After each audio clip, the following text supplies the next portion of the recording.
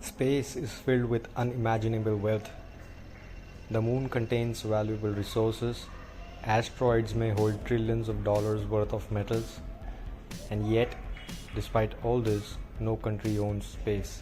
But why? Why can't the United States claim the moon? Why can't China plant a flag and declare ownership? And could the next great conflict between superpowers begin beyond Earth? This is the story of why nobody owns space. For thousands of years, humans have fought over land, empires conquered continents, countries fought war over territory, but space presented a unique challenge. Unlike Earth, space is enormous. There are no borders, no oceans, no mountains. And when the space age began, humanity faced a question it had never encountered before.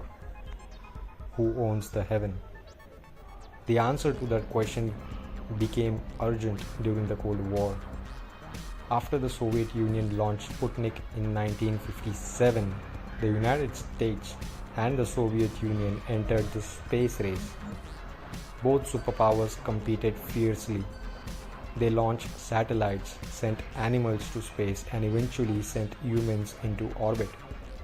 By 1969, America achieved one of humanity's greatest accomplishments. Apollo 11 landed on the moon. For the first time in history, humans had stepped onto another world, and yet America never claimed the moon. The reason lies in one of the most important agreements in history.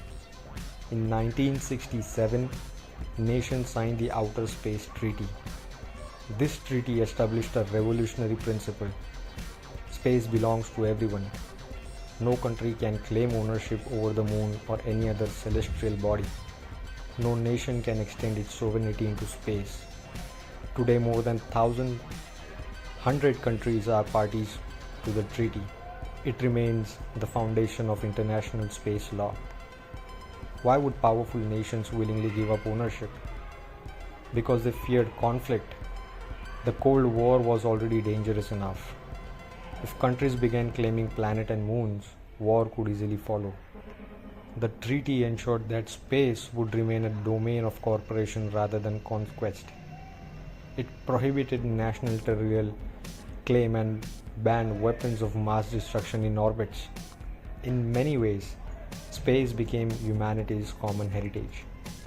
But space is not empty. Scientists believe the moon contains helium-3, a rare isotope that could one day revolutionize energy production. Water ice discovered near the lunar poles could support future colonies, and the moon may contain valuable minerals. Suddenly, the question of ownership becomes much more complicated, because wherever resources exist, competition eventually follows.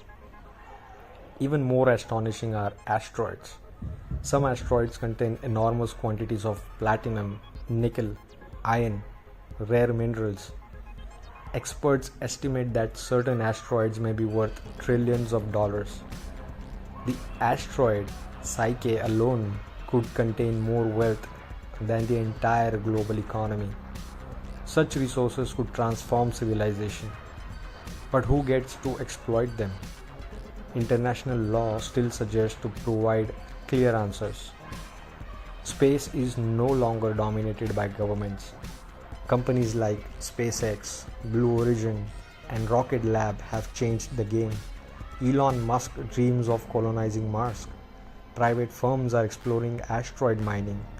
Some countries, including the United States and Luxembourg, have passed laws allowing companies to own resources extracted from space. This has sparked debate. Can corporations own what countries cannot? The answer remains controversial. Today, the United States and China are leading a new space race. America plans to return astronauts to the moon through the Artemis program. China is developing its own lunar ambition. Both nations view space as strategically important. Satellites control communications, navigations, intelligence, and military operations. Whoever dominates space could possess enormous advantages on Earth. Many experts worry about the militarization of space. Anti-satellite weapons already exist. Countries have tested systems capable of destroying satellites. A conflict in orbit could cripple GPS, internet systems, banking, communication. Modern civilization depends heavily on satellites. A war in space could have devastating consequences on Earth. And for now, no one owns space. But the future may be very different. As technology advances and resources becomes accessible, the pressure to establish new rules will grow. Humanity may eventually build cities on the moon, colonize Mars, and mine asteroids. The challenge will be ensuring that competition does not turn into conflict, because what happens in space could determine the future of civilization itself. No one owns space because humanity chose cooperation over conquest. But that choice will face increasing pressure as the economic and strategic importance of space grows. The final frontier may not remain ownerless forever, and the decision made in the coming decades could shape humanity's destiny among the stars.